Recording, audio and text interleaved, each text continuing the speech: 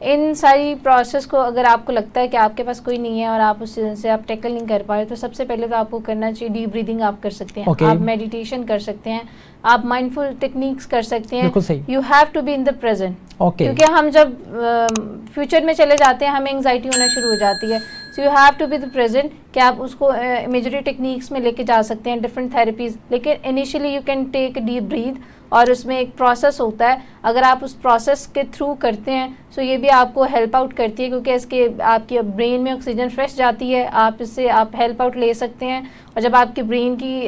Blood circulate होता है overall the body, तो वो आपको हेल्प आउट करती है, वो आपको फ्रेशन फील कराती है और उससे जो है आप काफ़ी आपको फ़र्क नज़र आता है। लेकिन अगर वो भी हेल्प आउट नहीं करी, आप माइंडफुलनेस की तरफ जा सकते हैं। और अगर आपको ये भी, these are the initial thing कि आप एक नॉर्मल अनसेटिस्फाइड नहीं है, अगर आप नॉर्मल फील नहीं करें, so you can go and आप किसी डॉक्टर से कंसल्ट करने के बगैर भी आप इसको खुद भी कर सकते हैं। एज अ खुद साख्ता चीज़ है ना, तो आप इसको कर सकते हैं। लेकिन अगर आपको इन चीज़ों से भी फ़र्क नहीं पड़ा, अगर आप पैनिक हैं और आपको पैल्पिटेशन फील हुई जा रही है, आप फटीग भी महसूस कर रहे हैं, आप अपना वेट लॉस भी कर रहे हैं, आपको कभी समटाइम ऐसा होता है कि हमारा वेट गेन भी हो जाता है, तो ये सारी ऐसी चीज़ें हैं कि जिसको हमने देखना है। और अगर ये आपको प्रॉब्लमेटिक कर रही हैं, अगर आपको ये नहीं सेटिस्फाइड कर रही इनिशियल चीज़ें, तो हम क्या कर सकते हैं, हम कंसल्ट कर सकते हैं डॉक्टर। सो इन सारी चीज़ों का एक ही हल है कि अगर बिल्कुल माइल्ड पे है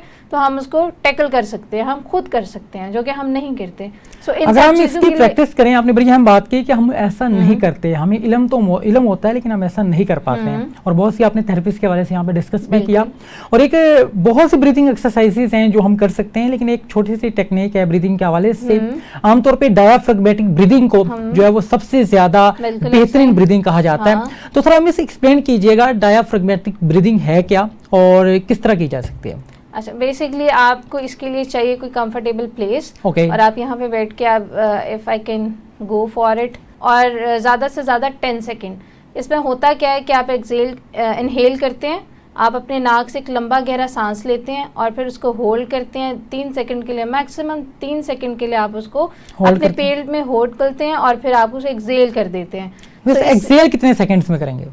आप इसको